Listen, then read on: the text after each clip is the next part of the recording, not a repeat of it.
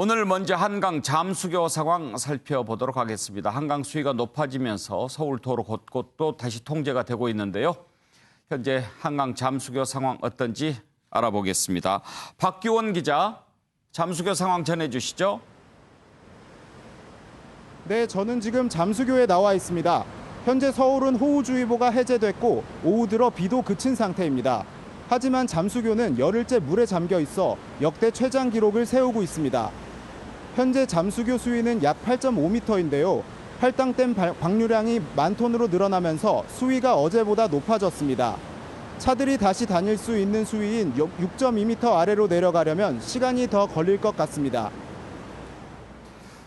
도로 상황도 궁금한데 도로 상황은 어떻습니까? 네, 한강 수위가 높아지면서 오늘 오전에 서울 시내 도로 곳곳이 다시 통제됐었는데요. 현재 잠수교와 개화 육관문, 여의 상하류 IC, 양평과 신천 나들목 등이 여전히 통제 중입니다. 올림픽대로 가양대교에서 동작대교 구간 양방향과 양재천교 하부도로 등의 차량 통행은 재개됐습니다. 하지만 한강 수위가 여전히 높은 상태라 도로 통제 구간은 계속해서 바뀔 수 있습니다. 퇴근길 교통 체증이 예상되는 만큼 대중교통 이용하시는 게 좋겠습니다. 한편 오늘 오전에는 토사 유출로 수도권 제2순환고속도로가 막혀 전면 통제되기도 했습니다. 지금까지 잠수교에서 MBN 뉴스 박규원입니다. 문재인 대통령이 어제 수석비서관 3명을 교체했는데요. 김조원 전 민정수석의 행보를 두고 지금 뒷말이 많습니다. 노영민 비서실장과 5명 수석비서관이 모두 사표를 제출했는데 어제 일단 3사람만 바뀌었습니다. 강기정 수석, 김거성 시민사회 수석, 모든 시간이 영광이었다, 1년 동안 보람 있었다, 이런 고별사를 남겼는데요. 김조원 민정수석이 마지막 수석 보좌관 회의도 참석하지 않았습니다. 그때까지는 아직은 수석 신분이었을 텐데 말이죠. 그리고 또 이런저런 얘기도 나오는데 이 수석 비서관과 고위 공무원들이 함께하는 단톡방이 있는 모양입니다. 카카오톡에. 거기에서도 그냥 그동안 고마웠습니다, 안녕히 계세요 하고 탈퇴를 했다는 거죠. 그 전에 고별 인사도 제대로 하지 않고 이걸 두고 지금 뒤끝 퇴직 이런 얘기가 나오는데요. 여당에서도 비판이 나옵니다. 진성준 의원은 마무리가 깔끔하지 못하다라고 비판을 했고 이석현 전 의원은 물러났어도 집 팔아야 할 거다 이렇게 지금 공격하고 있습니다. 이런 비난이 나오자 청와대에서 뒤늦게 사실은 7일 오후에 대통령께도 인사하고 다 그렇게 했다라고 하는데 그러면 뒷말이 안 나오게 했어야지요. 자, 관련된 녹취를 좀 들어볼까요? 수보회의에 참석하지 않은 것은 사실인 것처럼 보입니다. 네. 그런데 뭐 단톡방에서 일찍 나갔다, 뭐 이건 잘 모르겠고요. 통상 퇴임하는 수석들은 청와대의 기자실에 들러서 네. 마지막 인사도 하고 하는데 그 자리에 김조원 수석은 나타나지 않았다고 하더라고요. 그렇죠. 글쎄요, 어떻게 받아들여야 될지 모르겠습니다만 좀 마무리가 깔끔하지 못했다 이렇게 생각합니다.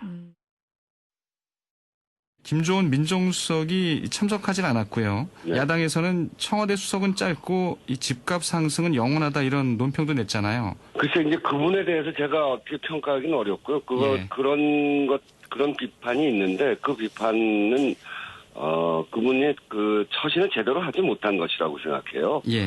무엇보다 중요한 게 국가 운영이 더 중요한데 만약에 보도대로 부동산을 내놓을 때 더 비싸게 내놨다거나 그리고 그런 것에 대해서 불만을 갖고 있었다면 그건 적절치 못하죠. 그래서 나간 거 아니겠습니까? 예, 차정 교수, 어떻게 보면 사실 수석 비서관들 또 비서실장까지 일괄 사표 제출한 데는 김조원 전 수석의 집 팔고 이렇게 하는 과정에 논란이 좀 큰 역할을 하지 않았습니까? 그렇죠. 뭐 어떻게 보면 그분의 그런 그러니까 일종의 꼼수매매처럼 예. 비친 부분들이 아마 지난 금요일 날 집단 사표의 결정적인 동의되지 않았나 생각이 듭니다.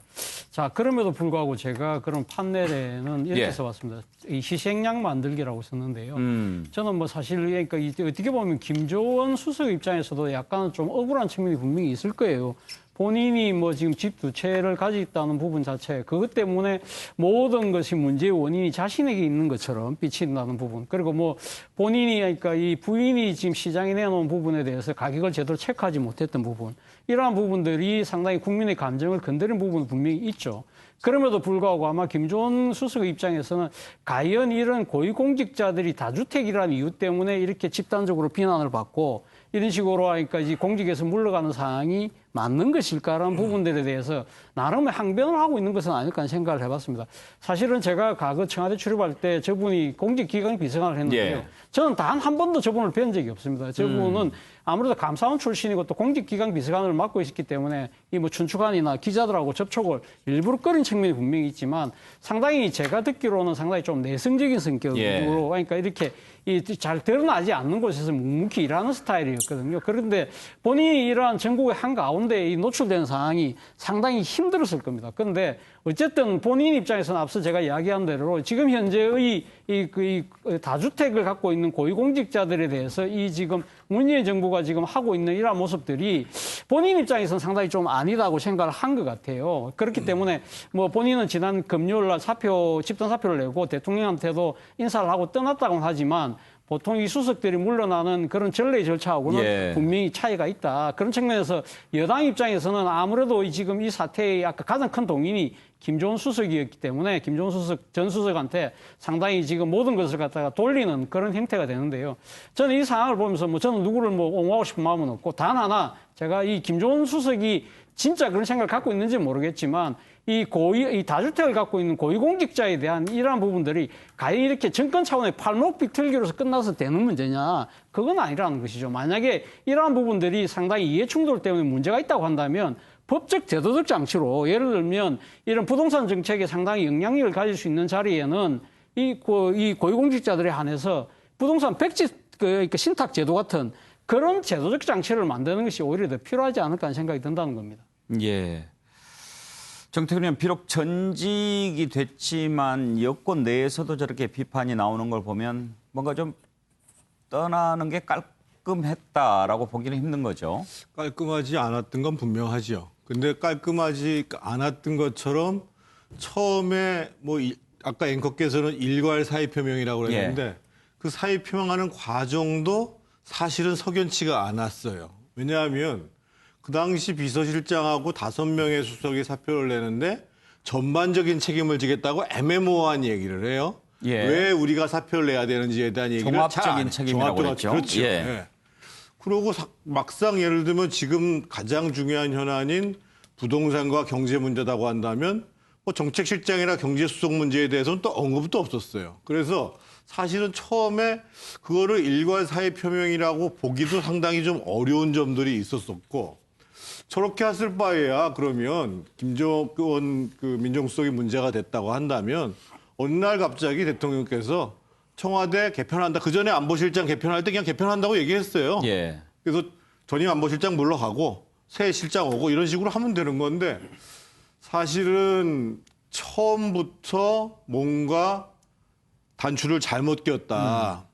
진정으로 국민들에게 이 국면에 있어서 뭔가 청와대가 변화하는 모습을 보여주기 위해서 했다고 한다면 사의 표명하는 이유를 분명히 밝혔어야 되고 거기에 맞게 또 책임을 졌어야 되고 그럼에도 불구하고 첫 단추가 잘못 꼬이다 보니까 결국은 누구를 겨냥한 인사가 돼버렸고 거기서 또 당사자는 일정 정도 매끄럽게 정리하지 못한 이런 문제가 발생한 것이 아닌가 예. 이런 생각이 들면서 참 우리 대통령 비서실이 이런 방식으로 인사가 이루어진다는 것에 대해서 조금 안타까움을 금할 수가 없습니다. 그래요. 양문석 이사장, 만약에 이번에 비서실장 포함해서 수석들을 모두 바꾸는 그런 인사를 했으면 뭔가 분위기 쇄신 이런 게 느껴졌을 텐데 사표는 다 제출하고 또 몇몇 수석만 일단 바꾸니까 앞으로 노영민 실장 어떻게 될지는 저희가 따로 한번 살펴보겠습니다만 그렇게 하니까 속아내기 위한 그런 사표 제출이었는가 이런 생각도 들게 돼요. 몇 가지 좀 짚어봐야 되는 부분이 있는데 그 김조은 수석에 대한 부분들이 어떻게 흘러나와서 예. 오늘 오전까지 그 논란의 중심에 서고 이후에 청와대에서 그게 아니다 인사를 하러 갔다 팩트의 문제가 불분명해요. 예. 그래서 청와대가 공식적으로 밝힌 부분은 모든 예를 다 갖추고 나갔다가 이제 청와대 공식적인 입장이고 예. 밖에서 어제 저녁부터 오늘 아침까지 보는 사람들 입장에서는 삐져서 나갔다. 이렇게 정확하게 이제 하는 부분들의 그 쟁점이 하나가 예. 있고요. 두 번째, 책임 추궁에 따른 경질이냐, 책임에 대한 그 실수에 대해서 배려냐 이 부분이 또 충돌을 네. 하고 있단 말이에요. 배려하는 차원에 있어서 김조은 수석의 집 문제 때문에 경질하는 게 아니다라는 모양새를 맞추기 위해서 5명의 수석 보좌관과 비서실장이 함께 책임을 지는 이러한 그 형식으로 아웃시키는 배려의 차원에서 그 접근을 했었는데 결과적으로는 철저한 경질로 그 드러난 이 현상에 있어서 배려하다가 더 심각하게 경질과 개인의 명예훼손이 확장되는 예. 이런 그 이 좀 아마추어 같은 모습들을 드러냈다는 부분이고요. 마지막으로 발탁과 그 경질의 차이는요. 순장조가 있어요. 전임 대통령의 그 일주일마다의 모임이 있었어요. 예. 그러면 거기 그 자리에 오는 사람들은 함께 임기를 다하고 마무리했던 사람만 대부분 온다는 거예요. 수석 비서관이든 비서관이든 장관이든. 그러면 왜 그 앞에 정권 초기에 잘 나갈 때 장관하고 수석 비서관하고 비서실장 했던 사람은 잘 안 올까? 발탁은 자기 실력이고 경질은 대통령이 했다라는 거죠. 거기에 대한 모든 경질에 대해서는 서운함이 있고 그 서운함이 결국은 그 마지막에 대통령이 청와대를 떠난 이후에 예. 모임에 안 나타나는 대표적인 이유다라는 예. 게 전직 대통령 비서실장이 했던 이야기예요. 그럼 저는 발탁은 내가 잘해서 예. 경질은 대통령한테 잘린 거고. 하하하. 그런 예. 부분들에 있어서 김조은 그 전 수석 좀 깔끔하게 마무리되지 않은 안타까움이 네, 그런 게 있습니다. 지금 그 얘기를 해보고 있는 건데요, 장성철 소장. 이런저런 얘기가 참 많지요. 그렇습니다. 근데 제가 3가지 포인트에서 이번 사건과 관련해서는 다 옳지 못한 잘못한 일이다라는 생각이 들어요. 예. 첫 번째는 김조은 수석입니다. 기본적으로 강남집을 팔기 싫어서 버텼다라는 그런 오해 아닌 오해를 받고 있었습니다. 그 노영민 실장이 다시 한번 팔아라, 공직자들 다시 팔아라라고 압력을 넣으니까 꼼수로 좀 높여서 내놨다. 그래서 안 팔았다. 이런 비판을 받고 있는 김조은 수석의 처신이 좀 잘못됐다는 생각이 들고요. 두 번째는 대통령의 핵심 측근인 전 민정수석이지만 그분에 대해서 집권당인 민주당의 인사들이 하는 비판의 발언도 좀 옳지 못하다는 생각이 듭니다. 김조은 수석은 그만두더라도 집 팔아라. 부적절한 처신을 했다. 그리고 깔끔하게 마무리 못했다. 이런 비판을 하는 거는요. 자칫 잘못하면 대통령의 인사권에 대한 공격이 될 수도 있다고 보여집니다. 청와대 수석 같은 경우에는 정말 대통령 핵심 측근 아닙니까? 그걸 직접 겨냥했다는 것 자체가 여권 내에서 뭔가 좀 균열이 생기는 것이 아니냐 그런 생각이 들고요. 김조은 수석 때문에 3일 동안 되게 많은 오해성 여러 가지 소문들이 많았었습니다. 그거를 청와대 대변인은 왜 이제 와서 오늘에서야 해명을 합니까? 예. 그러한 대처도 잘못됐다. 그래서 저는 이 3가지 포인트에서 잘못한, 옳지 못한 일이었다라고 말씀드립니다. 예, 아무튼 논란이 있었고 이제 그만두게 됐는데 현근택 부위원장 그래도 수석을 교체하기 전까지는 수석 신분이잖아요. 그렇죠. 네. 그럼 마지막 회의도 참석하고 인사하고 갔다면 이런 말이 안 나왔을 것 같기도 한데요. 그렇죠. 통상은 뭐 청와대 수석뿐만 아니라 일반 공무원들은 다 왜냐하면 정리하고 나면 보증에 인사하고 이렇게 가는 게 정상적인 과정이죠. 제가 보기에 이분이 공직 생활을 오래 하셨는데 그리고 문재인 대통령이 민정수석할 때 이제 비서관을 했기 때문에 예. 오랜 인연이 있어서 아마 발탁이 된 것 같은데요. 근데 아마 저는 이제 아까 차재현 교수님이 아주 중요한 문제를 던져준 것 같아요. 저도 사실 이거 늘 고민되는데 사실 어찌 보면 지금 고위공직자들 1주택 이후엔 팔아라 이런 분위기로 가고 있잖아요. 근데 법적으로나 제도적으로나 특별한 근거는 없어요. 그럼 이분이 또 뭐 감사원 생활을 오래 했다 그러면 그런 근거가 뭐냐 팔아야 되냐 이렇게 당연히 따졌을 것 같아요.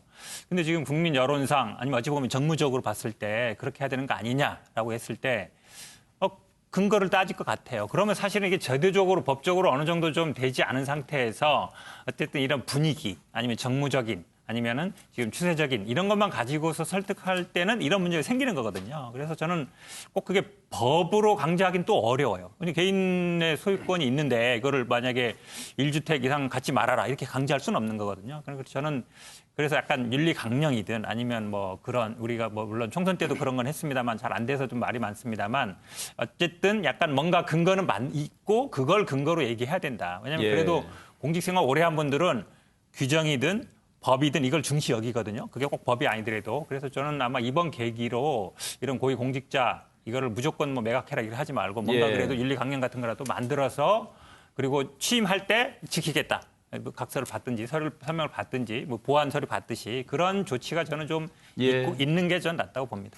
사실 집안 사정은 잘 모르겠습니다만 되게 또 뭐 남편이 선거 출마하는 거 절대 안 된다고 말리는 부인들도 있고 그렇지 않습니까?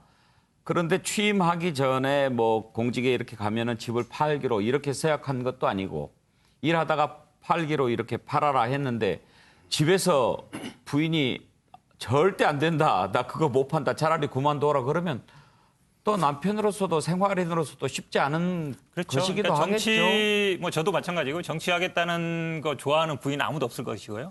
그러니까 공직에 갔을 때도 아마 사전에 이렇게 예를 들어서 다주택 문제가 되면은 취임이 안 된다든지 그렇게 있으면 당연히 뭐 반대하겠죠. 근데 저는 그래도 어쨌든 그런 현실, 그러니까 결국은 고위공직자이면서 뭐 강남에 집 두세 채 갖고 어쨌든 경제적 이득도 취하고 어쨌든 어쨌든 권력이랄까요? 명예도 갖는 그걸 다 갖는 거에 대해서 국민들이 당연히 좋게 안 보죠. 하지만 저는 이런 계기를 통해서 그래도 뭔가 가이드라인을 만드는 게 필요하다. 그래야만 이게 어느 정도 나중에 분위기가 바뀌어도 연속성이 있는 것이지 지금 이러다가 나중에 만약에 집값 떨어지면 뭐 그때는 괜찮다. 이렇게 할 수는 없는 거잖아요. 좀 연속성이 필요하다고 봅니다.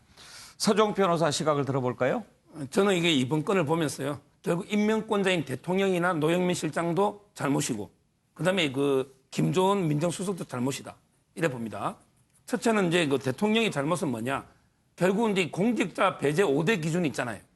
뭐 병력, 논문, 표절, 탈세. 근데 거기 집 두 채가 어디 있습니까?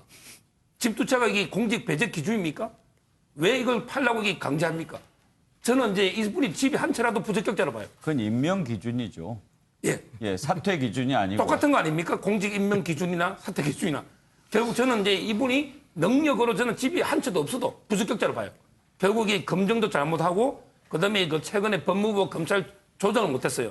따라서 이제 그 어차피 저는 잘못이 있다. 직과 무관하게 이게 첫째 잘못이고 그다음에 두 번째 김조은 수석도 본인 이게 그 직보다 집을 택한 이게 더 큰 문제다. 결국 이 민정수석의 가격이 얼마냐? 이런 이제 그 팔려고 신용만 있잖아요. 따라서 저는 양비론 둘 다 주장하는 거예요. 예, 두 가지입니까? 두 가지라서 다행입니다. 예. 아마 말씀하는 것 들어보면 다 잘했어도 서우정 변호사 잘못했다고 얘기할 것 같았어요. 자, 김조은 전 민정수석의 이른바 뒤끝 퇴직 논란 짚어봤는데요. 한 가지 더 생각해 보겠습니다. 차정 교수, 지금 이제 노영민 비서실장과 다른 수석들의 거취 어떻게 될까 궁금한데요. 어떻게 전망하십니까? 저는 뭐 노영민 실장이 유임됐다고는 보지는 않습니다. 결국 뭐 문재인 대통령 입장에서는 일단 당장은 지금 그러니까 이 비서실장의 대안을 어떻게 지금 갖고 갈 것인가에 대한 나름대로 정치적 컨셉 같은 걸 지금 고민하고 계신 것이 아닐까 하는 생각이 드는데요. 예를 들면 야구로 따지면 과연 지금 클로저, 그러니까 마무리 투수를 그러니까 그 투입할 것인지 아니면 좀 릴리프, 중간 개투를 투입할 것이니 아니면 진짜 롱 릴리프를 가서 이 개투, 그러니까 마무리까지 다 한꺼번에 다 할 사람을 찾는지 이러한 부분을 고민하고 있지 않을까 생각이 드는데 만약에 마무리 투수라고 한다면 말 그대로 관리형 인물로 가겠죠. 그러나 이 중간 개투를 통해서 어떤 상황을 뭔가를 극복하겠다고 한다면 약간은 정치력이 있는 정면 돌파형으로 가지 않을까 그런 생각이 든다고 한다면 아마 제 생각에 지금 당장은 지금 마무리 투수를 투입하기보다는 이 상황 자체를 뭔가 좀 관리하고 역전시킬 수 있는 그러한 인물을 지금 그러니까 이 찾고 있을 가능성이 높다. 그렇다고 한다면 조금 정치력과 나름대로 대통령과의 소통도 잘 되는 그런 인물을 지금 찾고 있지 않을까 하는 생각이 듭니다. 지금 지금 화면에 지금 관리형으로 놓습니다만 양정철 전 원장 같은 경우는 제가 봤을 때 관리형보다는 오히려 상당히 이 정무적 판단도 뛰어나고 하기 때문에 저는 오히려 관리형 플러스 돌파형이 오히려 두 개를 합친 그런 컨셉이라는 생각이 들거든요. 만약에 양정철 전 원장을 그러니까 이 등용할 경우에는 이 상황 관리를 넘어서 이 상황을 이 전국을 돌파하려는 의지를 분명히 보일 것이라는 생각이 드는데 문제는 양정철 원장이 들었을 경우에는 지난번 본인이 이 정권 초기에 했던 이철 권리를 이야기하면서 대통령에서 멀어지려고 했던 그러한 부분들에 대한 정치적 부담 이걸 어떻게 극복할 것이냐가 큰 숙제인 것 같아요. 양문석 이사장께서도 노영민 비서실장 바뀔 거로 보십니까? 사실상 바뀌어야 되는 게 도리지요. 어떻게 보면 노영민 실장 또한 이번 부동산 논란에 있어서 자유롭지 못한 상황이고 그리고 그 논란에 그 김조은 수석이 그 가세했던 거고 그리고 여기에 대한 종합적인 책임을 비서실장과 5명의 수석이 지기로 했던 이게 논리의 그 전개 과정이었기 때문에 노영민 실장은 그 바뀔 것이라고 이제 보고 누구를 그 앉힐 것이냐의 문제에 있어서 뭐 차 교수는 그 기간을 이제 그 중심으로 말씀을 드렸는데 말 그대로 대통령을 얼마만큼 읽어내느냐가 비서실장의 가장 핵심적인 이 역할이거든요. 그러면 문재인 대통령 그 주변에서 지금 그 언급되지 않은 몇 분들이 계세요. 그리고 전직 그 장관이 계시는데 이제 그런 부분들까지 두루 쳐다보고 있지 않을까. 그리고 아쉬운 부분이 계속 있는 거예요. 앞서도 그 앵커께서도 지적했던 것처럼 장관을 개각 인사를 통해서 전국의 분위기를 쇄신하기는 상당히 어려워요. 바로 인사청문회가 붙어 있기 때문에. 그런데 수석 그 보좌관이라든지 비서실장을 바꾸면서 전국을 쇄신할 수 있는 중요한 수단 하나를 참 허무하게 날려버렸다. 이런 측면에서 참 아쉽네요.